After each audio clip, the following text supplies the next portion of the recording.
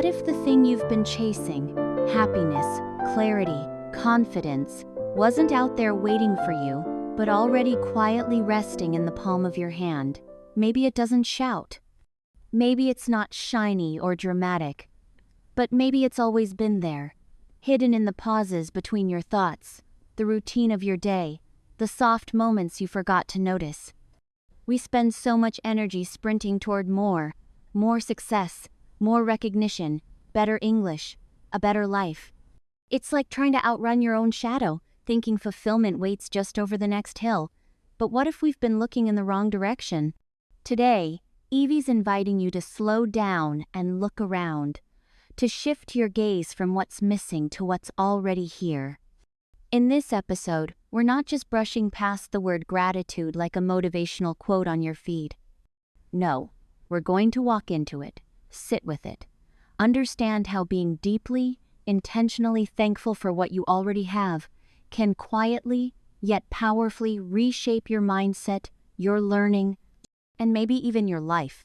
So, if you've ever felt like you're running behind, like no matter how hard you try, you're never quite enough, this one's especially for you. Come closer, let's talk. Why is it so hard to feel thankful, even when we know we should? We hear it all the time. Be grateful. Appreciate the little things. Gratitude changes everything. And yet, something inside us resists. Maybe it's because the world isn't quiet, it's loud, and what it screams over and over is this: you're not enough, not smart enough, not fluent enough, not productive enough.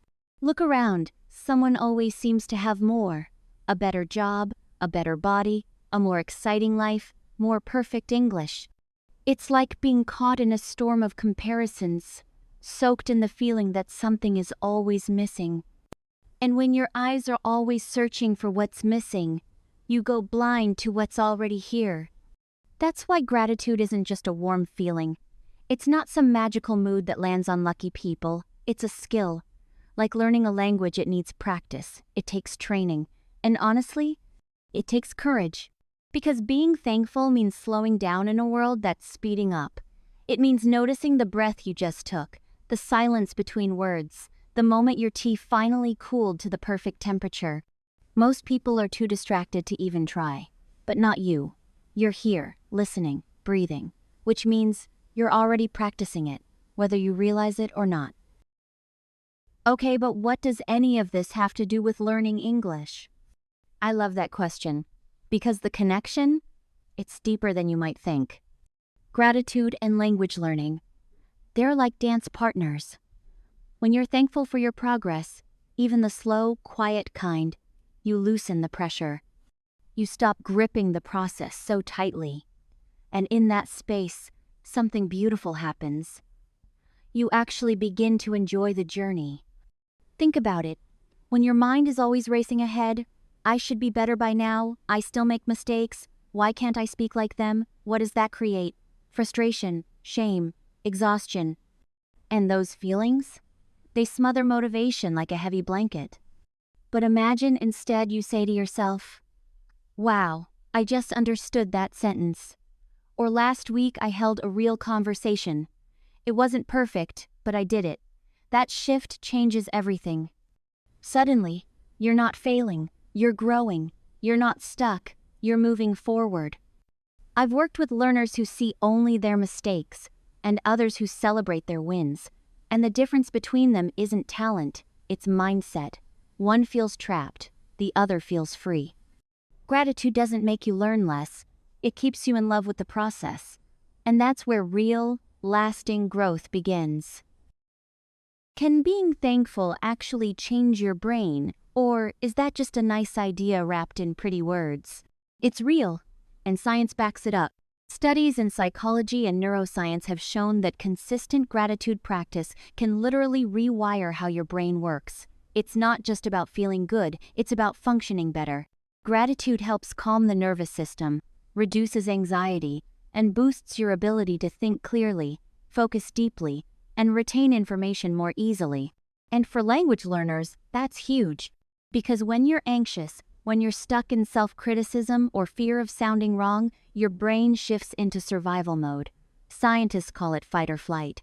In that state, your mental energy isn't focused on learning. It's focused on protecting you. You freeze. You forget the words you knew a second ago. Your tongue feels like it's wrapped in knots. But when you're calm, when you feel safe, supported, encouraged, your brain opens up. Literally, memory, creativity, and language flow more naturally. You don't just try to speak. You want to speak. You enjoy it.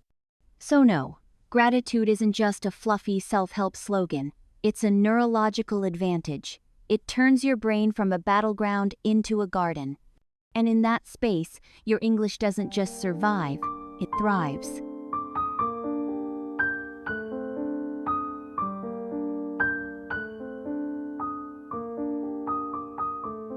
But what if I don't feel thankful?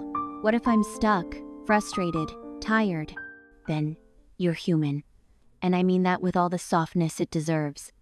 Sometimes life is just heavy. You're tired of trying. You feel like nothing's changing, like you're always behind, like everyone else is moving forward while you're standing still.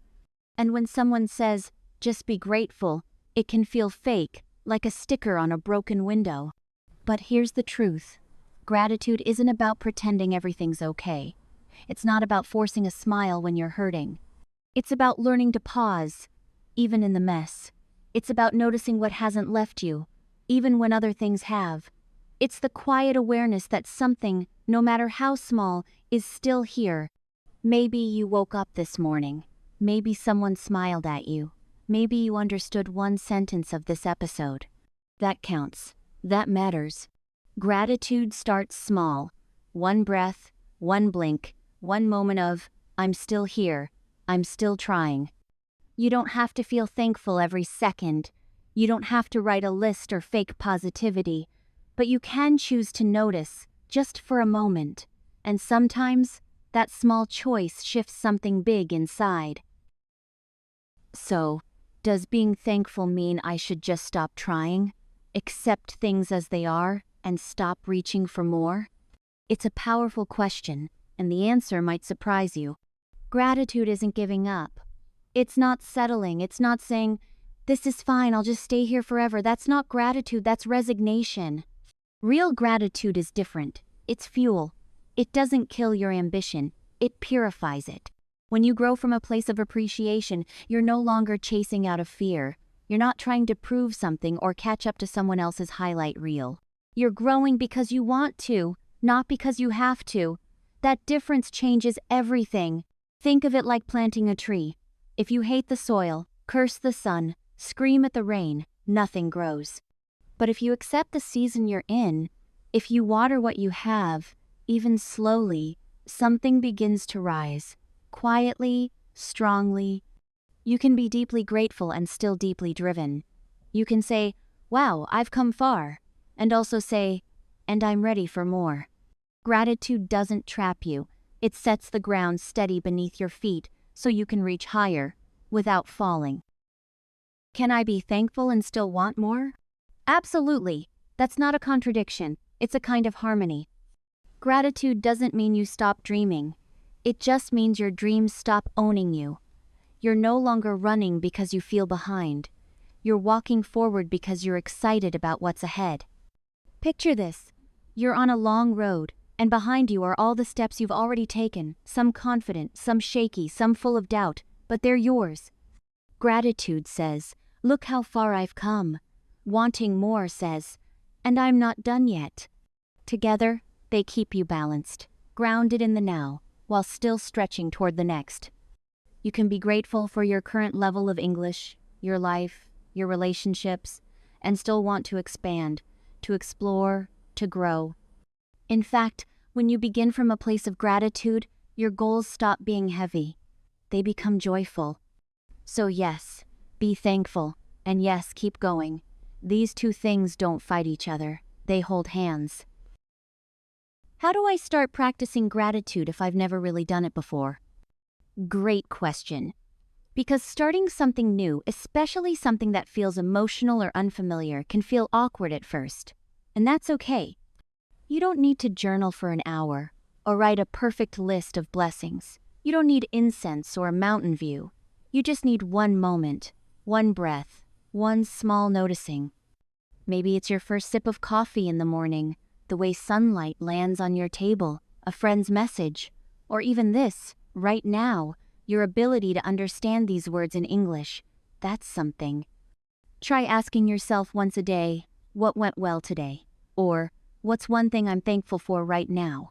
Don't worry if your answers feel simple or small. That's the point. Gratitude grows in the details. And here's what's beautiful.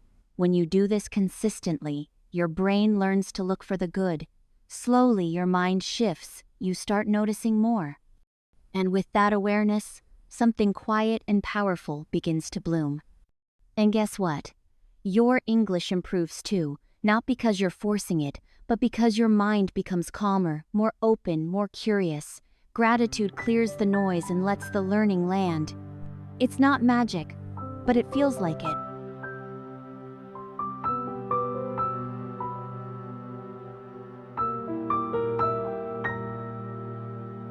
Can gratitude help me when I make mistakes learning English? Absolutely. And not just in a surface level way, it can transform how you experience mistakes altogether. Let's be honest, mistakes can sting, especially when you're trying to speak clearly, sound confident, or keep up in conversation. That tiny pause when you forget a word? That moment when someone corrects your grammar? It can feel like the world is watching. But here's the twist. Gratitude changes your relationship with those moments. Instead of thinking, ugh, I messed up again, what if you quietly said, thank you, that means I'm learning? Because you are. Mistakes are proof you're trying. They're not cracks in your ability, they're windows into your growth. Each one is a flag that says, hey, you're on the field, you showed up today. When you bring gratitude into those moments, fear begins to fade. You stop avoiding conversations. You stop panicking over every word. You speak more. You learn faster. You grow stronger. Imagine if every slip, every stumble, every awkward sentence became a teacher instead of a judge. That's what gratitude does. It turns your mistakes into partners, not enemies. Say it softly next time you miss a word. Thank you. This is how I grow. Is gratitude just about feelings, or can I show it with actions? It's both. Gratitude starts quietly, like a shift in the heart. But when it stays there too long, unspoken, it can wither. Real gratitude wants to move, to speak, to touch the world around it. When you express thanks, genuinely, to a teacher, a friend, or even a stranger, you're not just being polite, you're building bridges. You're saying, I see you. I value this. That changes people, and it changes you. It also shows up in how you treat yourself, when you're patient with your mistakes, when you keep practicing even on the days you feel slow or stuck. That's gratitude in motion. You're not just saying, I appreciate learning English. You're showing it by showing up, by caring, by continuing. And the impact goes deeper. When you live with gratitude, your English changes too. You naturally use more respectful, thoughtful phrases. You speak with warmth. You listen more closely. People feel it. They respond. Conversations become richer, more human, more real. So don't just feel thankful. Live it. Speak it. Let it show in your words, in your tone, in your presence. Gratitude doesn't want to be quiet forever. It wants to connect. What's the link between gratitude and happiness? They're like roots and blossoms. Gratitude anchors you, deep, steady, and happiness is what grows from that soil. Happiness isn't just laughing or having fun. It's a quieter feeling, a sense of, I'm okay right here. And that feeling doesn't come from getting everything you want. It comes from noticing and valuing what you already have. Gratitude helps you tune your mind like a radio, away from static, toward clarity. You start to catch signals of peace, of joy, of meaning, even in small things. Not because everything's perfect, but because you're looking with softer eyes.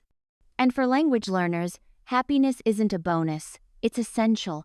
When you feel good, you speak more freely, you remember more, You take chances, you connect. Gratitude feeds that kind of happiness. And that happiness becomes your momentum, your energy, your why. So when you practice gratitude, you're not just choosing positivity, you're choosing resilience. You're choosing to see light so it can guide you forward. Can being thankful reduce stress while learning English? Definitely, and here's why. Learning a language can sometimes feel like walking through fog. You're trying to speak, to understand, to remember, and meanwhile, part of your brain is whispering, "What if I mess up? What if I sound stupid?" That pressure builds, stress creeps in. And stress, as subtle as it may seem, tightens everything: your voice, your memory, your confidence. But gratitude acts like a soft light in that fog. When you pause to notice what is working, the word you remembered, the sentence you understood, the kind person who helped you, your body begins to relax.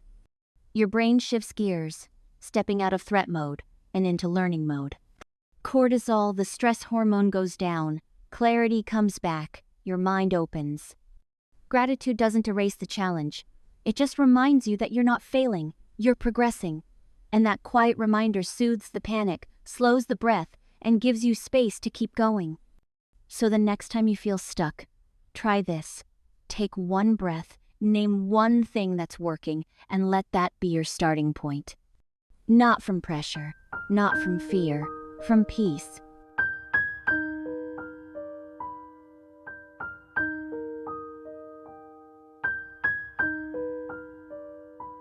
How can gratitude help me build better relationships through English?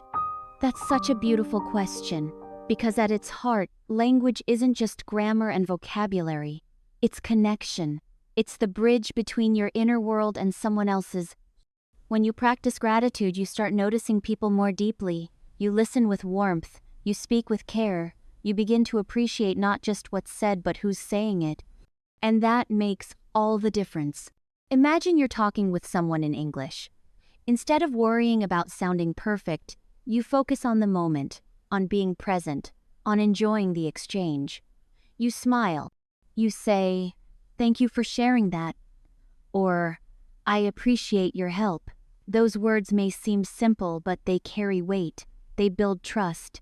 Gratitude softens your tone. It shapes your expressions. It makes your English more human. People feel that. They relax. They open up.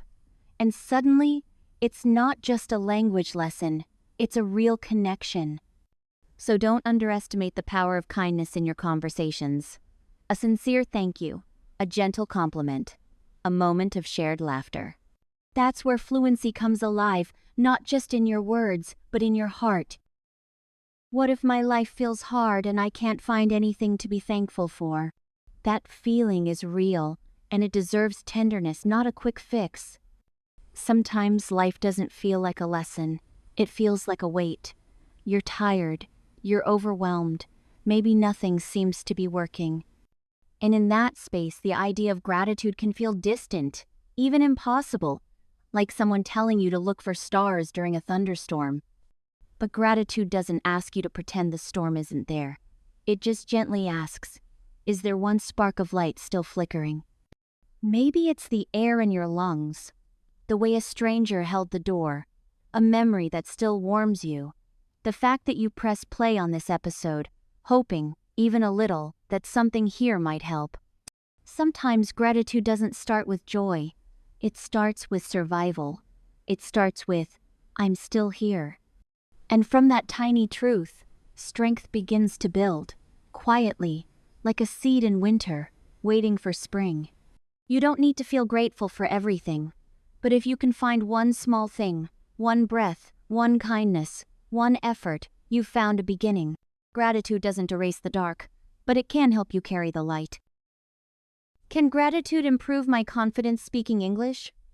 Yes, and not in some abstract way, but in a deep, lasting one. Confidence doesn't start with perfect pronunciation or flawless grammar. It starts inside, with how you talk to yourself when no one's listening.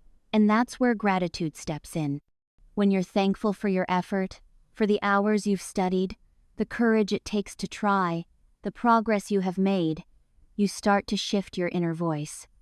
Instead of, I'm not good enough, it becomes, I'm proud of how far I've come. That voice matters. It shapes how you show up in the world. Confidence isn't the absence of fear, it's the presence of self-kindness. It's the part of you that says, even if I stumble, I'm still learning. Even if I forget a word, I'm still growing. Gratitude builds that kind of mindset. It teaches you to celebrate the small wins, to trust your journey, to honor the effort, even when the results feel slow. And when that becomes your inner soundtrack, something incredible happens. You stop holding back. You speak more. You smile more. You enjoy the conversation, not just survive it. So yes, gratitude builds confidence, not through force, but through friendship with yourself. Does gratitude affect motivation for learning English? Absolutely. In fact, it's one of the most powerful and underrated fuels for motivation. Motivation isn't just about goals and deadlines. It's a feeling, a spark. Some days it burns bright, other days it barely flickers. But gratitude? It's like adding oxygen to that fire. When you stop to appreciate the chance to learn, the people who've helped you, the steps you've already taken, your energy shifts. You're no longer learning because you should. You're learning because you want to, because you remember why you started in the first place. And that kind of motivation lasts. It doesn't just show up when things are easy, it stays with you when the grammar gets messy, when you forget a word mid-sentence, when progress feels slow.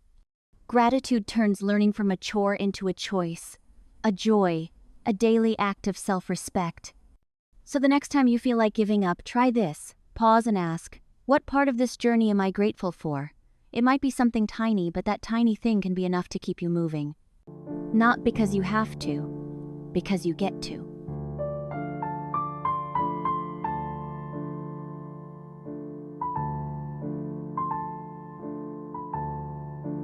Can gratitude help me overcome fear of speaking English? Yes, in ways that are subtle, powerful, and long-lasting. Fear often comes from one deep, quiet thought, I'm not enough, not fluent enough, not fast enough, not correct enough.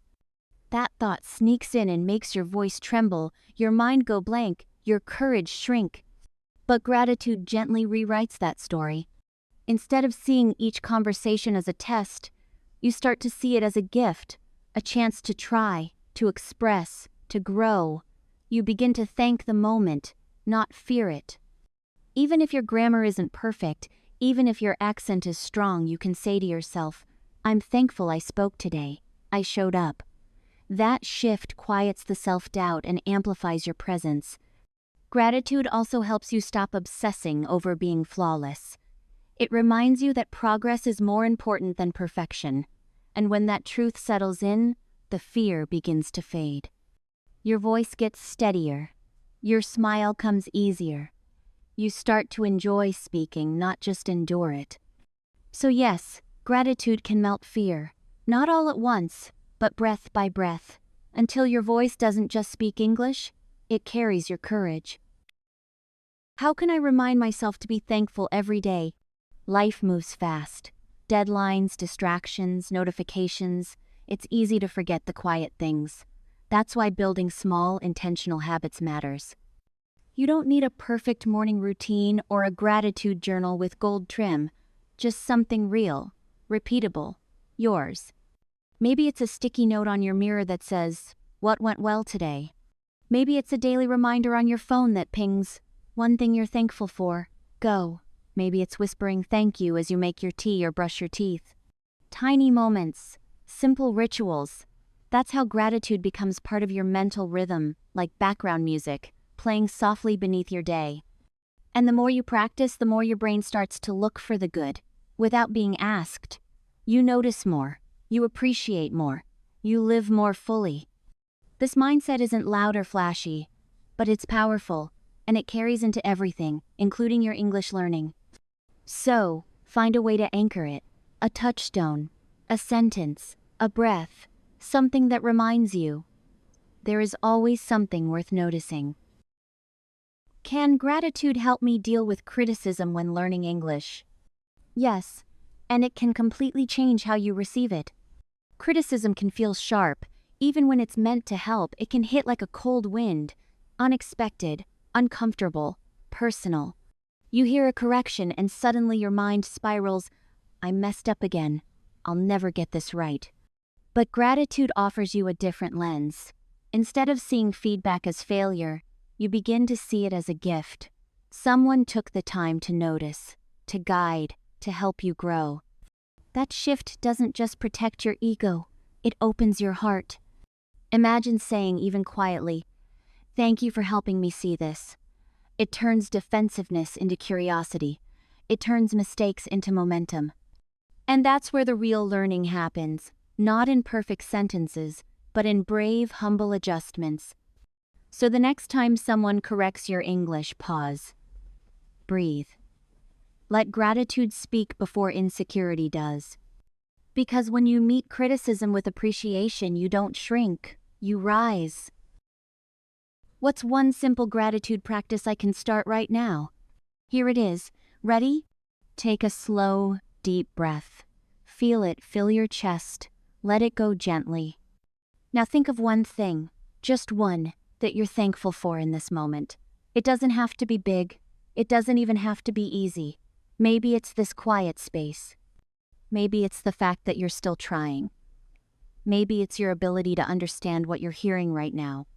Whatever it is, say quietly in your mind, "Thank you." That's it. No script, no rules, just presence, just intention. And when you do this often, especially when you feel stressed, discouraged, or lost, it becomes a little anchor, a tiny spark of calm in the chaos. Gratitude isn't always loud. Sometimes it's a whisper, a breath, a heartbeat that reminds you, you're here, you're growing, you're enough. And that, more than anything, is what changes not only how you learn English, but how you live your life.